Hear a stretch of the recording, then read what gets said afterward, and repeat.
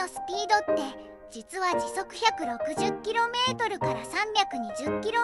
にもなるんだ。これは日本の新幹線で最速のはやぶさと同じくらいの速さなんだよ。なぜこんなに速いかというと、